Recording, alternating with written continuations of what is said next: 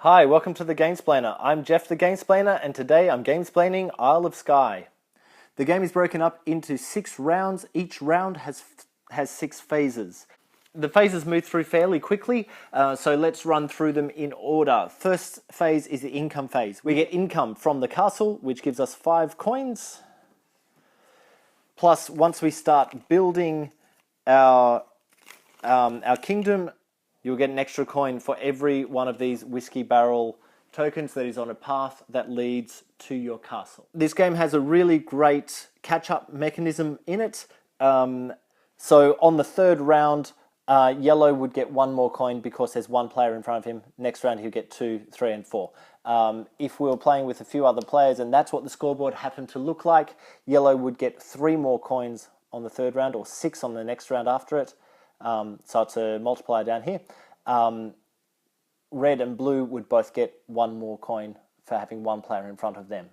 The second phase is where we draw tiles from the bag. There's a bag chock full of tiles. So we draw 3 tiles each from the bag, and out of those 3 tiles, we will select one of them that we definitely don't want, and behind our screen, we'll place this marker. This is saying that we are going to delete that particular tile from the game. I'll move the screen for the moment so you can see what's happening. Everything that happens from here and down is behind that screen. You'll then take the coins that you have and put down an amount of coins behind each other tile that you wish to keep. You need to put at least 1 coin behind each tile. You can't put no coins behind a tile because that would mean it gets deleted from the game.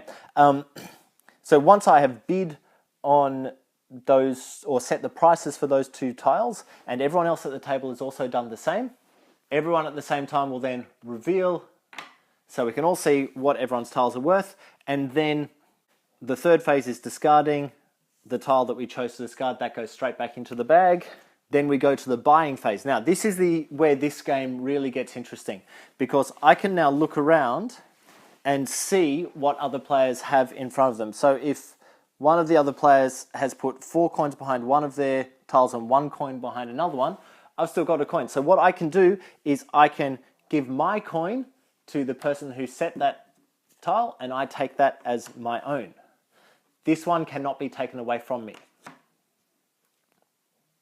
But then, when it goes around further, this player who now has 2 coins can see that I've got 2 coins behind each of mine and go, ooh, I like the look of that one, pay me the 2 coins, and they take that tile.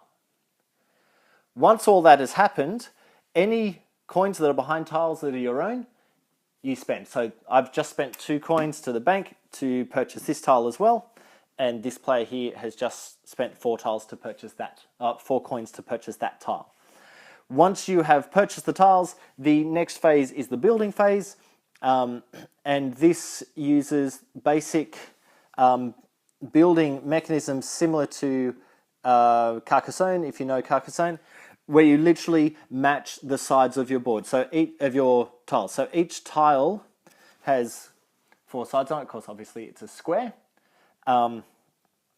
Grass, water, mountains. There are only 3 terrain types in this game. So grass needs to join to grass, water to water, mountain to mountain. So that is also a legal placement. Notice you don't have to join the roads together. However, this road, anything that connects to this, will not be connected to the castle if this is the way that I chose to build. However, if I choose to build in this direction, then this road and those roads will all connect back to the castle. You'll notice over here, I've got a whiskey barrel, but that's not going to give me any bonus income on future rounds unless I can get this road joined over to the castle. I would probably be better to actually put it in there or there in order to actually join that whiskey barrel onto the castle. That placement has happened, we go to end of round scoring. Now, end of round scoring is the next really interesting bit.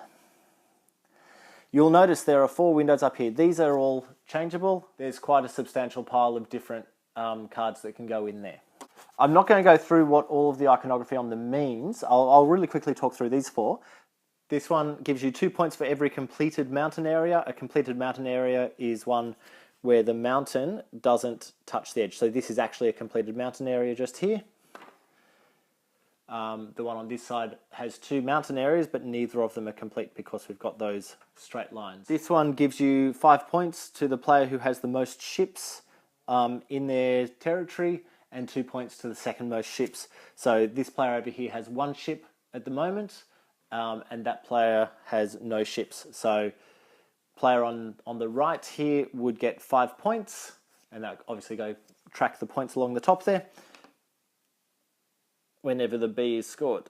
This window is looking at who has the most of these buildings. Brochs, I think they're called, B-R-O-C-H-S. I'm just going to call them the mountain buildings for the moment. None of the players have any of those mountain buildings at the moment, but you'll probably see them come up in future videos when I go into the actual playthrough.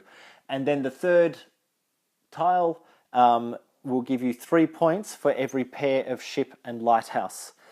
So this player over here has 1 ship and 1 lighthouse. That will give him 3 points. And this just has 2 lighthouses, so it's no points for that particular player. So that's the 4 different levels of scoring. Now here's where it gets really interesting. Each of those 4 windows is going to get scored 3 times throughout the game, but in different combinations. So on round 1, only the first window, the mountain window, is going to get scored. On round 2, only the second window. On round 3, it's both of these 2, A and C. Round 4 is B and D. Round 5 is D, C and A. And then round 6 is B, C and D. So what you end up doing is, yes, you're working towards the points at the end of the particular round you're on, but with your eyes set on what is going to give you points in the future as well. And this is where the game really owns the thought process and your forward thinking. So that gives you points at the end of each round, and then once you get to the end of the game, there's 1 point for every 5 coins that you have left in front of you that you haven't spent on building other tiles. Then there's also the scroll scoring. What the scroll scoring is looks like something to this effect. Some of the tiles have little scrolls on them. This one is saying that you get an extra bonus point for every 2 ships that you have in your territory at the end of the game. Now, if that scroll happened to be in a completed area, you would get double the points for all the ships on that scroll that happen to be in your territory at the end of the game. That's pretty much it for the Gamesplanation. I hope that this helps you get Isle of Skye to the table. I hope it gives you a better feel for how the game goes. Go on to watch my next video, which will be a playthrough of the first round or so. If you've got any comments or suggestions, please write them below. If you have any games that you wish to be gamesplaned, please shoot me an email at thegamesplainer@gmail.com. Follow me on Instagram and Twitter to see what games I've been playing. And until next time, enjoy gaming.